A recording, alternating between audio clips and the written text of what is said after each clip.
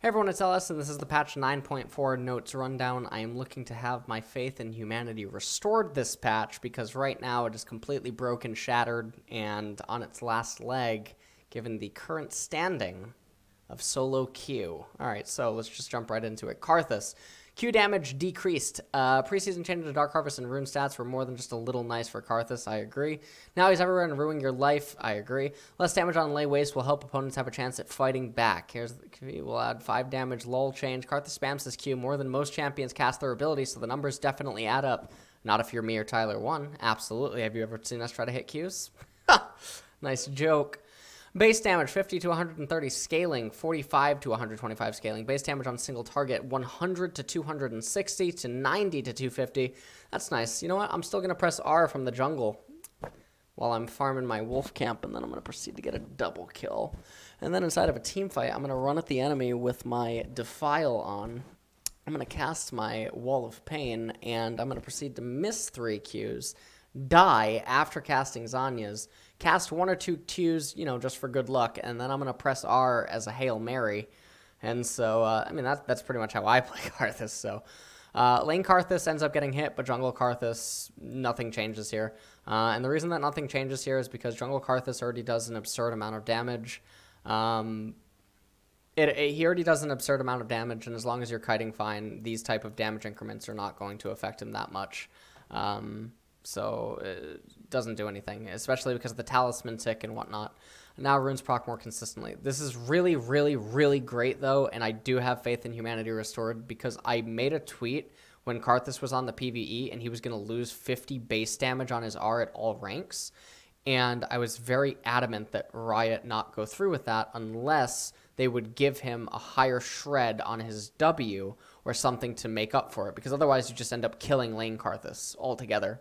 And it is so difficult to set up kills with that low base damage after resistances. And if they have null magifying orb, or I don't know the name of it, coach, by the way.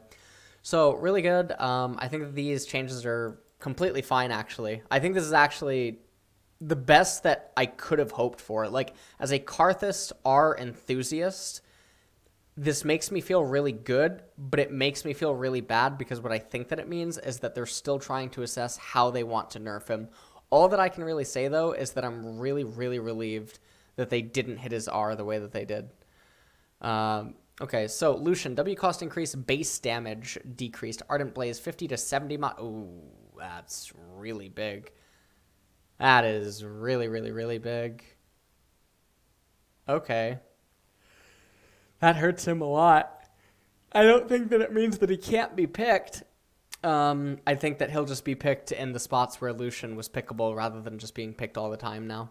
Rek'Sai, borrowed Q now grants Fury. Unborrowed Q ends with borrowed for more than 1 second. Rek'Sai now borrows on respawn. Tremor Sense visuals brightened. R is undodgeable.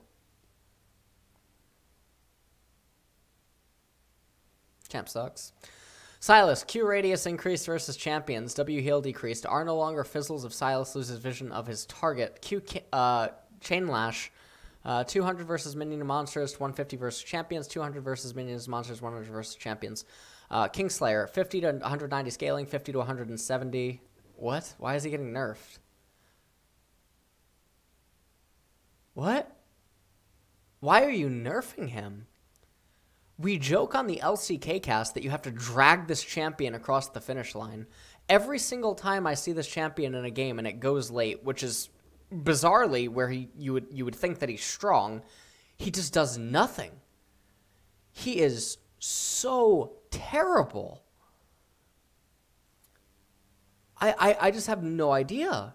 Once you learn how to play around him, and if your team... So Sylas is only pickable if the enemy team has a lot of good ultimates, but then in addition to that, he needs access to the opponents, beyond just the ultimate.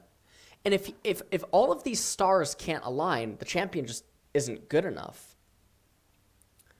So it looks like these nerfs are aimed at tank Sylas, but it doesn't address the fact that the champion overall is really bad. I don't know. Like, he's really fun. He's really cool in theory, but he definitely needs more love. Sylas really, really does need buffs. The games that he is winning, you have to look at in isolation and actually try to assess how much influence did he have. Because I've personally seen and even casted a game where Sylas was a really, really clear-cut burden for his team. I've just seen it way too much. I don't know.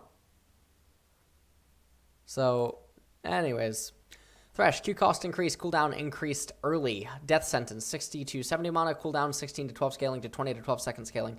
So I'm thinking this is like patch 8.16 or like 8.17 or 8 point something Thresh. All in all, I don't think this is what's making Thresh as strong as he is down in bottom lane right now.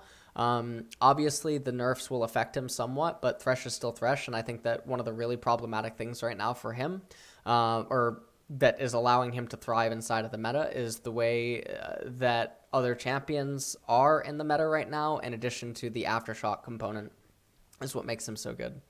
Urgot, Q cost increased, W shield decreased, cost increased early, corrosive charge 60 to 80 mana, so he has to be more conscientious of how he's going to spam it now. This also heavily impacts the ability to just go Black Cleaver blindly, because now if he casts Q an extra 10 time in laning phase, that's 200 mana. That's such a ridiculously high amount.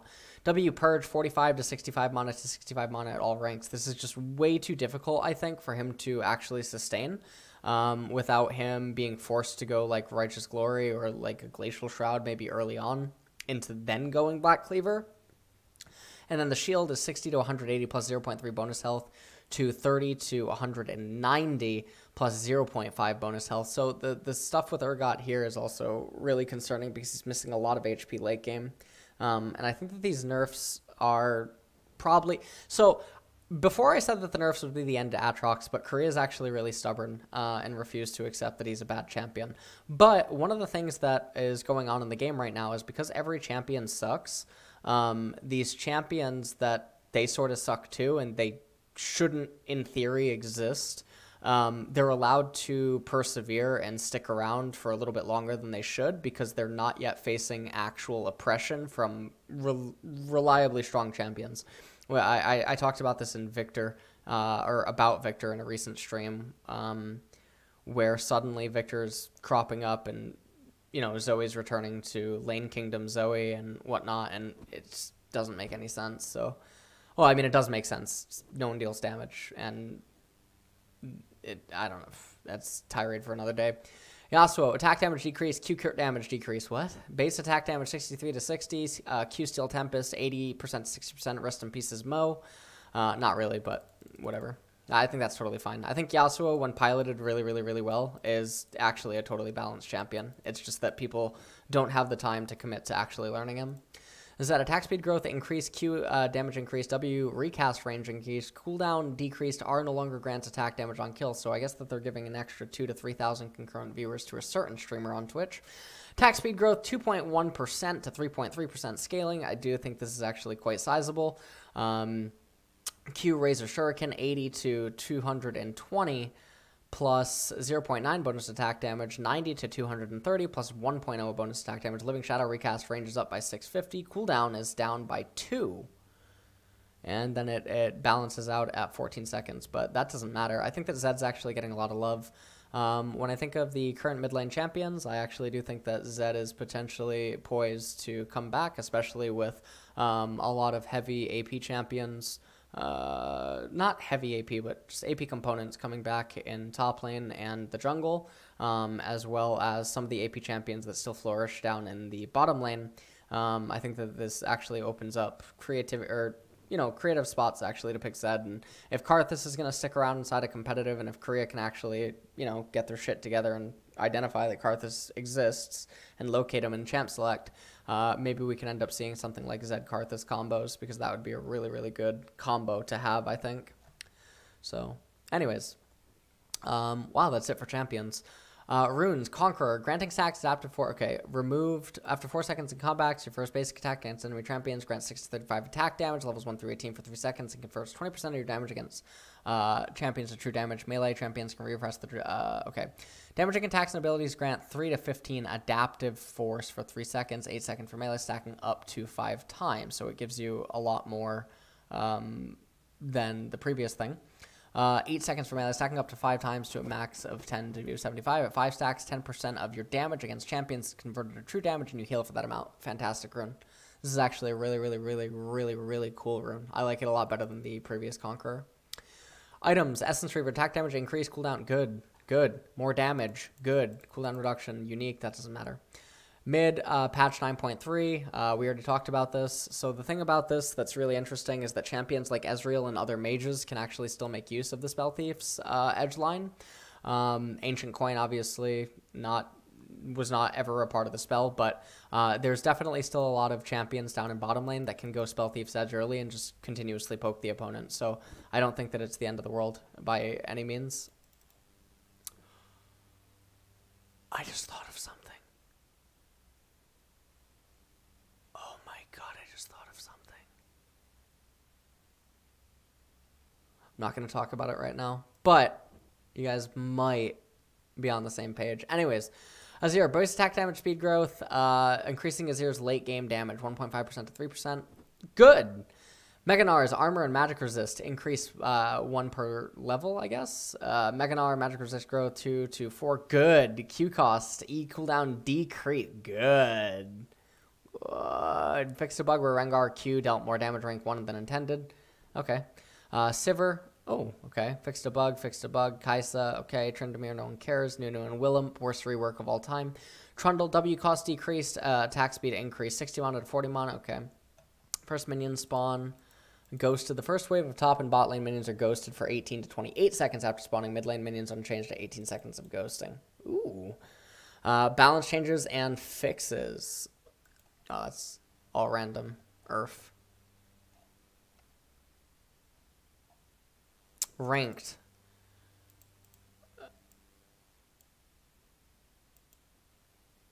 Yeah, it doesn't say that a reset's happening, so I think I'm quitting now. I haven't been able to play solo queue in like 2 weeks. I just can't queue up for it. It's the grossest thing in the world. I mean, you want to see how bad this is? Let me show you a photo of the BBQ team last night. Hold on, show you a quick get you a quick photo right here, real quick. Last night we were we're deciding, we're gonna play some Risk, because basically we had a vote and it was like, do you guys want to play Risk or solo queue? And unanimously everyone just came over to the table. So I mean, that says enough. So they lost twice. But anyways, bug fixes, don't really care. Upcoming upcoming skins and chromas. So the Anivia one is actually really cool, and so is the Papercraft Nunu and Willem. It's such a tragedy that the Nunu is not in a really good state. Same with Anivia as well. I guess these champions are really cool for collectors, and I guess like the 10 Anivia mains that exist. It's really sad because I think that the theme is so pretty and so cool and nice that I wish that they would just have it for actual champions that are going to get picked and whatnot. So a little bit unfortunate and sad there, but I do think that they are some of the best skins that Riot has made.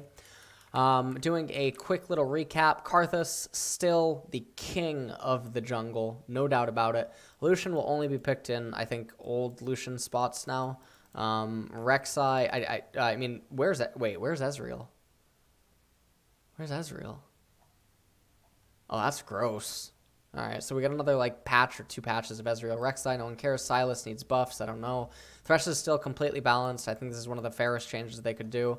Urgot, in my eyes, he's dead because there's already champions that exist that can contend with him and beat him now. And this is going to make it so much more difficult for him to fight them. But much like how Korea is continuing to pick Aatrox sometimes, I do think that Urgot will probably be picked sometimes as well, just because there is a lack of truly oppressive, strong champions. Yasuo, I think, is actually balanced if you know how to play him extremely well, which most pro players do not have the time and energy to commit to actually learning how to pilot him at that level. Zed, I do think, can actually make a return to competitive. And then Rune's Conqueror. This is one of the best rune changes that we've received ever. Essence Reaver. More damage, welcome. Would have liked to have seen them bump it from 60 to 70, but whatever, we'll take what we can get. Southeast Edge is really cool. Simple changes are not just simple. They're really cool and can definitely help over, an extended period of time if keep getting micro increases like this. So that is it for the patch 9.4 notes rundown. Hope you guys enjoyed it. It was actually a refreshing patch.